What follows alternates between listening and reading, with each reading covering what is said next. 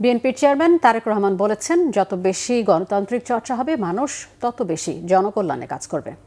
Meet and greet with Tarique Rahman অনুষ্ঠানে তিনি বলেন, যে পরিকল্পনাই করা হোক না কেন আগে সবার নিরাপত্তা নিশ্চিত এবং দুর্নীতি রোধ করতে হবে। ফ্যামিলি কার্ডের মাধ্যমে সরকারি সুবিধাগুলো এক জায়গায় আনতে চান বলেও জানান তারেক রহমান। আহমেদ সারোয়ারের রিপোর্ট। তারেক রহমানের স্বদেশ প্রত্যাবর্তন উপলক্ষে আমার ভাবনায় বাংলাদেশ নামে রিলস প্রতিযোগিতার আয়োজন করা হয় বিএনপির পক্ষ থেকে। সেই প্রতিযোগিতার বিজয়ী 10 জনের সাথে সাক্ষাৎ করেন তারেক রহমান ও ব্যারিস্টার জায়মা রহমান। শনিবার গুলশানে বিচারপতি শাহাবুদ্দিন পার্কে এই সাক্ষাৎ অনুষ্ঠিত হয়।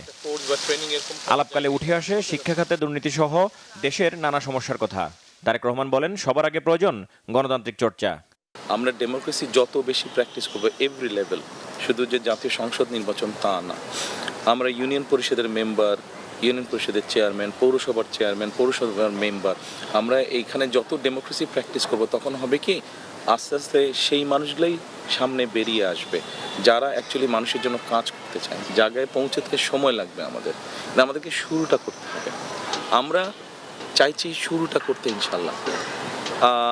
আমাকে যদি বলেন একজন পলিটিক্যাল অ্যাক্টিভিস্ট হিসাবে, অনেক কিছু করতে চাইছি না, আমি অল্প কিছু করতে চাইছি, কিন্তু জিনিসটা ঠিকভাবে করতে চাইছি, যতটুকু সম্ভব ঠিকভাবে। আগামীর বাংলাদেশ গঠনে বিএনপির ভাবনাগুলো তুলে ধরেন তারেক রহমান। বাংলাদেশ গভর্নমেন্টের এই সোশ্যাল সেফটি নেটওয়ার্কের 138টা প্রজেক্ট চালু আছে বিভিন্ন মিনিস্ট্রি বা ডিপার্টমেন্টের। এগুলো কাইন্ড অফ হ্যাফাজেডভাবে চালু আছে, ফলে দেখা যাবে একই মানুষ কয়েকটা সাপোর্ট পাচ্ছে, যেটা ঠিক না। আপনার রিসোর্স নষ্ট হচ্ছে, একজন 3টা সাপোর্ট পাচ্ছে, আরেকজন একটাও পাচ্ছে না। আমরা এই জিনিসটাকে একটু অর্গানাইজ করতে চাইছি থ্রু ফ্যামিলি কার্ড। দুটো বিষয় আমাদেরকে বাই এনি মিনস আমাদেরকে অ্যাড্রেস করতে হবে। আমরা যেই পরিকল্পনাই করি না কেন, ফ্যামিলি কার্ড হোক, কৃষক কার্ড হোক, এনভায়রনমেন্ট হোক, খেলাধুলার ব্যাপারে হোক, যেটাই আমরা করি না কেন, আমাদেরকে একটা জিনিস এনশিওর করতে হবে, সেটা হচ্ছে ল অ্যান্ড অর্ডার। অর্থাৎ মানুষ যেটা বলেছে, আমাদের এই ছোটো বোন বলেছে যে যাতে সবাই রাস্তায় নিরাপদে থাকতে পারে, এটা এনশিওর করতে হবে। দ্বিতীয়ত কারাপশন আমাদেরকে যেভাবেই হোক এটাকে অ্যাড্রেস করতে হবে। দুর্নীতিটাকে আমাদের অ্যাড্রেস করতে হবে। দুর্নীতি বিভিন্ন রকম দুর্নীতি আছে বিভিন্ন পর্যায়ে, আমাদেরকে চেষ্টা করতে হবে এইটাকে এই দুটো জিনিসকে যদি আমরা খুব একটু ভালো করে অ্যাড্রেস করতে পারি, অন্য সমস্যাগুলোর সমাধান অনেকাংশে সমাধান হয়ে আসবে।